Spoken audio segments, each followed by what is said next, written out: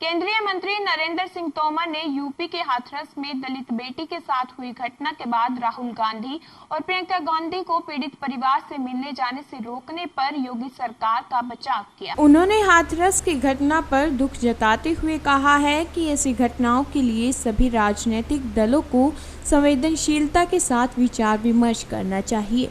उन्होंने कांग्रेस पर निशाना साधते हुए कहा कि कांग्रेस का इतिहास रहा है, वह मौत पर सियासत करती है और देश को गुमराह करने की कोशिश करती है। उन्होंने कहा कि देश के किसी भी राज्य में घटना की जांच होना व दोषियों पर कार्रवाई करना सरकार का दायित्व है। यूपी सरकार इस दिशा में कार्रवाई कर रही है, लेकिन कानून व्यवस्था बनाए रखना भी सरकार की ही जवाबदारी है।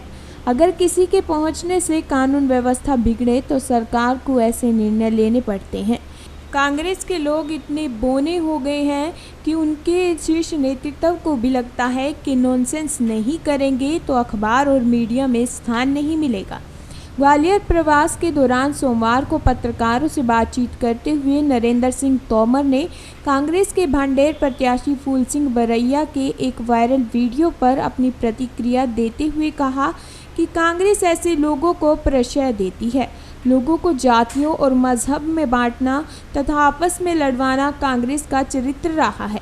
फूट डालो की राजनीति के आधार पर कांग्रेस ने इतने वर्षों तक देश पर राज किया, लेकिन देश अब समझ गया है, इसलिए वह अप्रासंगिक हो गई है।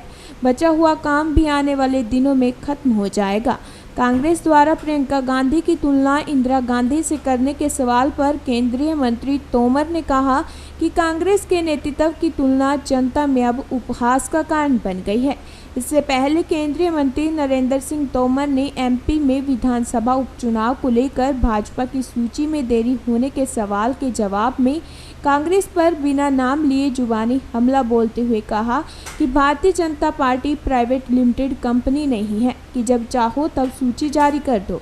कल शाम केंद्रीय समिति की बैठक में विचार विमर्श हो गया है, जल्द ही सूची जारी होगी। न्यूज़ ऑफ भारत के लिए ग्वालियर से गुड्डू सविता की रिपोर्ट। विधानसभा का सार्वजनिक उद्घाटन है, क्या इस तरह से राज्य में उपचुनावों की घोषणा हो गई है, तैयारियां प्रारंभ हो गई हैं और आज ग्वालियर पूर्व विधानसभा क्षेत्र के कार्यालय का शुभारंभ हो गया है और मुझे पूरा विश्वास है कि सभी कार्यकर्ता पूरी ताकत से इस चुनाव में लगेंगे और भारतीय जनता पार्टी विजय हासिल करेगी। भाई साहब, सूची जारी नहीं हो पा रही प्रत्याशियों की आपकी, कभी कल कोई कारण क्या, इसके पीछे कोई पेच है क्या? देखिए, भारतीय जनता पार्टी एक पार्टी है, ये प्राइवेट लिमिटेड कंपनी तो है नहीं कि जब चाहो तब सूची जारी कर दो। कल सायंकाल हमारी केंद्रीय चुनाव समिति की बैठक थी, उसमें सारा विचार विमर्श हो गया है और जल्दी ये निर्णय सामने आ जाएगा। हाथरस मामले में जो कांग्रेस जिस तरह से राजनीति कर रही है, उसको लेकर जिस तरह से हालात बनते जा रहे हैं, ऐसा लग रहा है कि बहुत ज़्यादा अराजकता का माहौल है। प्रेस को नहीं जाने दे रहे, लोगों को नहीं जाने दे रहे और वीडियो वायरल हो रहे हैं, कुछ लोग धमकाने जा रहे हैं। देखिए, दरअसल क्या है कि हाथरस की घटना बहुत दुखद है और ऐसी घटनाओं के प्रति सभी राजनीतिक दलों को संवेदनशीलता के साथ विचार करना चाहिए। लेकिन कांग्रेस का ये इतिहास रहा है कि वो मौत पर ही सियासत करती है और देश को गुमराह करने की कोशिश करती है। राज्य में कोई भी घटना होती है तो घटना की जांच हो, दोषियों पर कार्रवाई हो, यह सरकार का दायित्व है और इस दिशा में उत्तर प्रदेश सरकार काम कर रही है। लेकिन कानून व्यवस्था की स्थिति बनाए रखना यह भी राज्य सरकार की जवाबदारी है। अगर किसी के जाने से कानून व्यवस्था की स्थिति खराब होती है तो राज्य सरकार को इस प्रकार के निर्णय करने पड़ते हैं और कांग्रेस के लोग इतने बौने हो गए हैं कि अब शीर्ष नेतृत्व को भी ऐसा लगता है कि जब तक वो न्यूसेंस नहीं करेंगे तब तक उनको अखबार में और मीडिया में स्थान नहीं मिलेगा।